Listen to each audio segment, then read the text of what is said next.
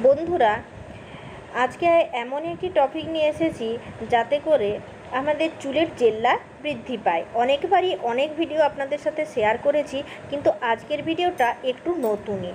আমরা সকলেই জানি যে চুলের যত্ন না করলে, চুলের চোট না ছাড়ালে, চুল পরিষ্কার না করলে সত্যি চুল খারাপ হয়ে যায় এবং এতটাই রাফ হয়ে যায় যে এর জেল্লা ফেরানো যায় না।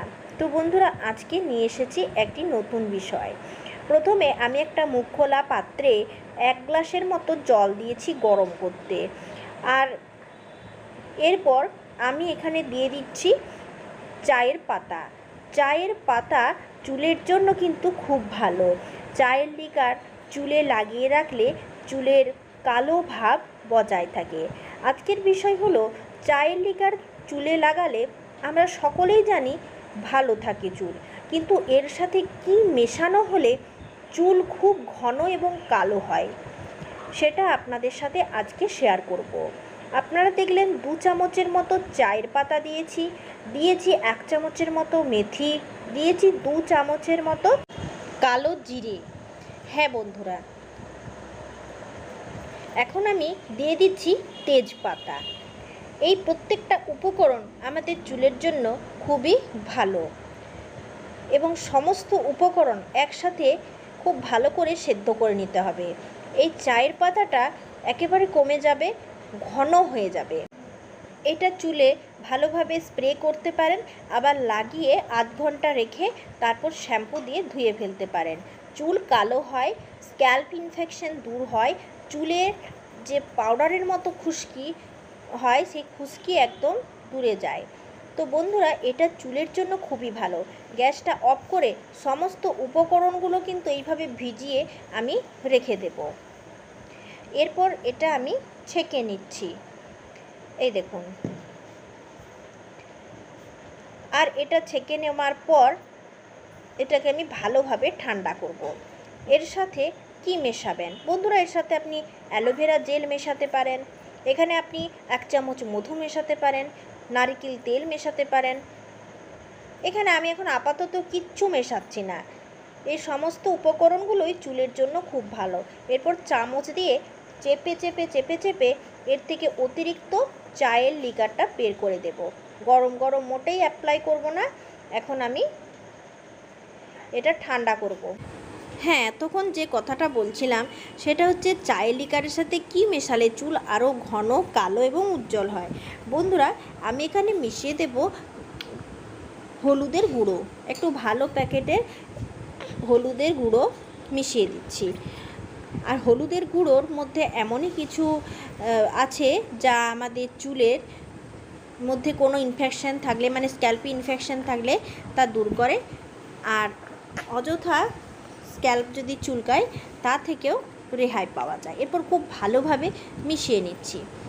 বন্ধুরা, আপনার চুল যদি রুক্ষ শুষ্ক হয়, চুলের মধ্যে তৈলাক্ত ভাব না থাকে, সেক্ষেত্রে আপনি চুলে কি লাগাবেন? বন্ধুরা, চুলের জেল্লা ফেরানোর জন্য টক দইটা খুবই ভালো। এরপর এর সাথে দিয়ে দেব অ্যালোভেরা জেল। বন্ধুরা, এটা চুলের জেল্লা ফেরায়, তার সঙ্গে চুলের একটা চকচকে ভাব আনে। তো আপনার চুল যদি রুক্ষ শুষ্ক হয়ে যায়, চুলটা দেখতে খারাপ হয়ে যায়, তো মাঝে মধ্যে এই প্যাকটা আপনি শ্যাম্পু করবার কিছুক্ষণ আগে ভালোভাবে দিয়ে মালিশ করতে পারেন। এর সাথে আপনি নারকেল তেল ইউজ করতে পারেন। এর সাথে আর কিছু লাগছে না। এটাই কিন্তু আমাদের চুলকে অনেকটা উজ্জ্বল করে তোলে। অনেকের চুলে মানে চুল এমনই হয়ে যায় যে যতই নারকেল তেল মাখা হোক না কেন, যতই শ্যাম্পু লাগানো হোক না কেন, চুলের উজ্জ্বলতা যে ভাবটা সেটা থাকে না। কিন্তু এই টক দইয়ের প্যাকটা আমরা চুলে কিন্তু ভালোভাবে লাগাতে পারি। টক দই দিয়ে খুব সুন্দর চুলে স্পা করা যায়। শুধু স্ক্যাল্পে ভালোভাবে লাগাতে হবে, আপ অ্যান্ড ডাউন ম্যাসাজ করতে হবে।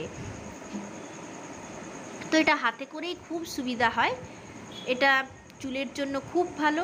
তাই টক দইয়ের সাথে অ্যালোভেরা জেল মিশিয়ে আপনি কিন্তু চুলে খুব ভালোভাবে চুলটা ম্যাসাজ করতে পারেন। এই দেখুন, চুলে একটা তৈলাক্ত ভাব এনে দেয়।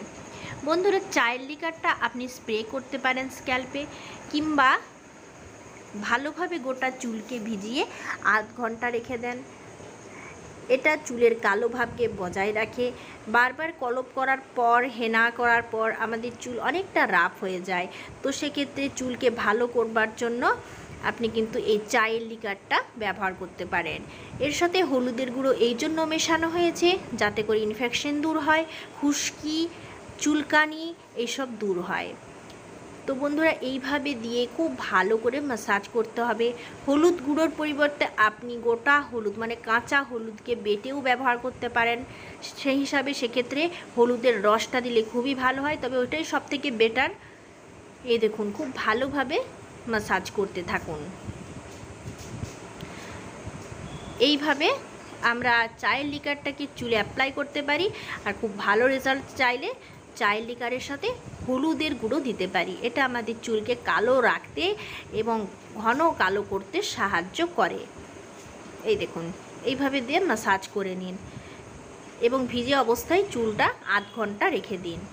অ্যালোভেরা জেল আমাদের চুলের জন্য খুবই উপকারী। আপনি যদি ওইভাবে নিতে না চান তাহলে চায়ের লিকারের সাথে অ্যালোভেরা জেল মিশিয়ে নিতে পারেন। চায়ের লিকারের সাথে অ্যালোভেরা জেল, এটা গাছ থেকে তুলে আনা তাজা অ্যালোভেরা জেল, আর এর সাথে আপনি মিশিয়ে নিতে পারেন শ্যাম্পু। আর এটা মাখার পর এমনিতেই আপনার কোনো রকম আর শ্যাম্পু করার পর কন্ডিশনার লাগবে না। এই চায়ের লিকারকে সত্যি সত্যি চুলের কন্ডিশনার বলা হয়। চুল ভীষণ নরম হয়ে যায়। এছাড়াও আপনি ব্যবহার করতে পারেন আমলকি ফোটানো জল। কয়েকটা আমলকির দানা আমি জলে ফুটিয়ে নিয়েছিলাম, আর তার সাথে সামান্য চিনি আর শ্যাম্পু মিশিয়ে ভালোভাবে চুলে লাগাতে পারেন, কিংবা আমলকি ভেজানো জল আপনি নিতে পারেন। এগুলো ডাইরেক্ট চুলে অ্যাপ্লাই করলে চুল সত্যি সত্যি কলপ করার মতোই কালো হয়, কিন্তু কলপ করার মতো এতটা ক্ষতি চুলের করে না, বরং চুল ভালো হয়, জেল্লা বাড়ে আর চুলের কালো ভাব বজায় থাকে। তো বন্ধুরা, অনেকগুলোই টিপস দেখালাম চুলকে ভালো রাখবার জন্য। কোনটা আপনার কাছে সহজ এবং ভালো রেজাল্ট দিচ্ছে আপনাকে অবশ্যই আমাকে কমেন্ট করবেন। এই আমলকির জলটা কিংবা মেথি ভেজানো জলটা আপনি কিন্তু চুলে লাগাতে পারেন। মেথি ভেজানো জলের সাথেও শ্যাম্পু মিশিয়ে চুলে অ্যাপ্লাই করা যায়। আজ এই পর্যন্ত, ধন্যবাদ।